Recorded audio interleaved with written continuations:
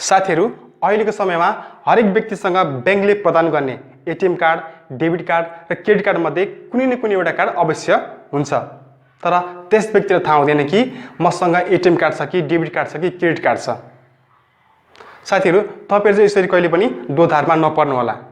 यो half knowledge जहिले पनि एकदमै घातक हुन्छ। आज म तपाईलाई यस भिडियोमा एटीएम कार्ड, डेबिट कार्ड र क्रेडिट कार्ड बारे पूरा जानकारी दिनेछु। कृपया भिडियो अन्त्यसम्म हेर्नु होला। हेलो नमस्ते, म हरिप्रसाद राजवंशी। स्वागत छ तपाईलाई राजवंशी टेक्निकलमा।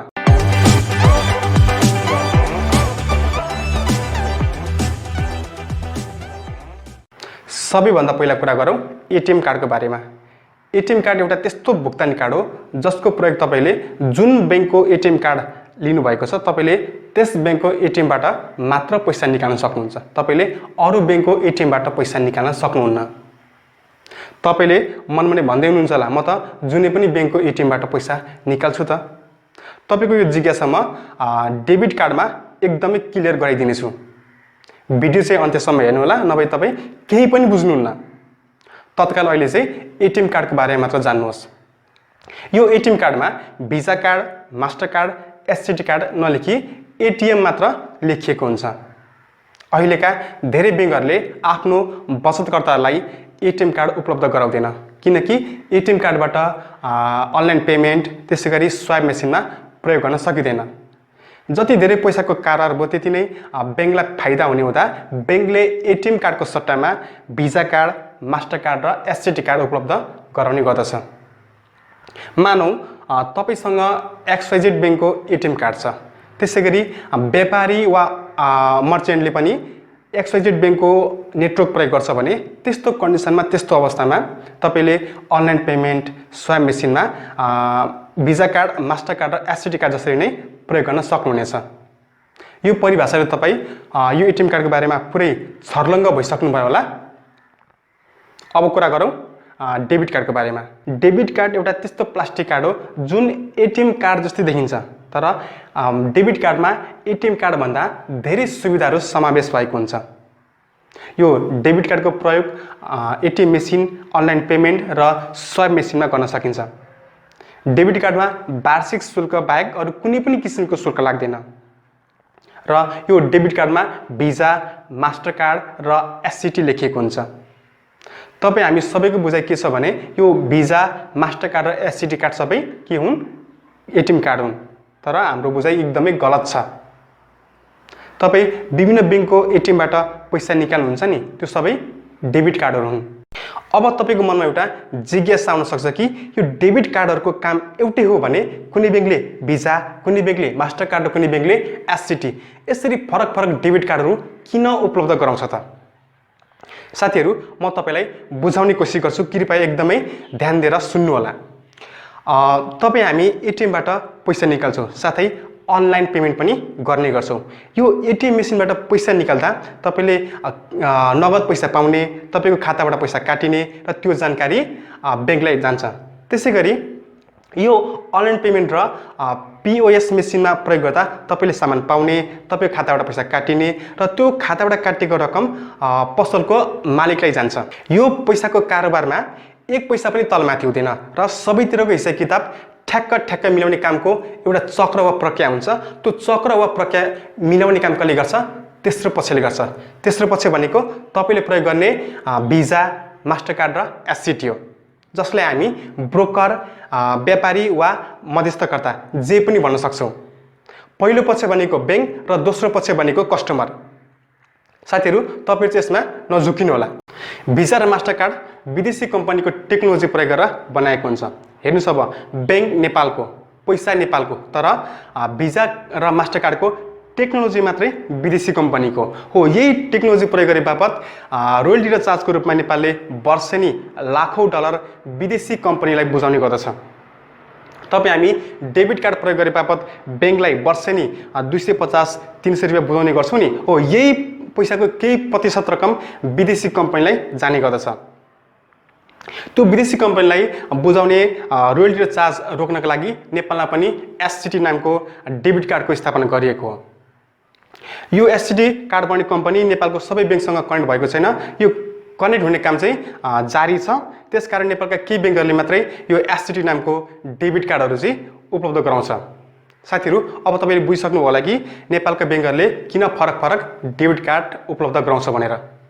अब कुरा गरौँ यो भिजा, मास्टरकार्ड र एससीटी को प्रयोग कहाँ गरिन्छ त।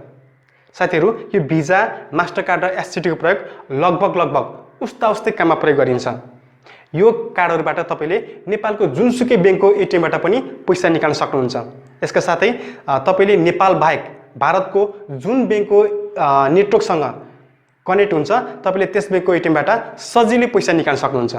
साथीहरू, मैले हजुरको लागि यति राम्रो जानकारी दिएको छु, कृपया लाइक चाहिँ गरिदिनु ल, कुनै पैसा लाग्दैन। अब कुरा गरौँ क्रेडिट कार्डको बारेमा।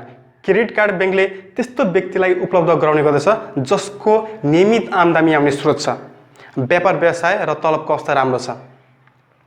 क्रेडिट कार्ड लिनु भनेको बैंकबाट पैसा उधारो लिनु जस्तै हो। तपाईले यस क्रेडिट कार्डको प्रयोग गरेर एटीएमबाट पैसा निकाल्न सक्नुहुन्छ भने पीओएस मेसिनबाट सामान उधारोमा पनि किन्न सक्नुहुन्छ।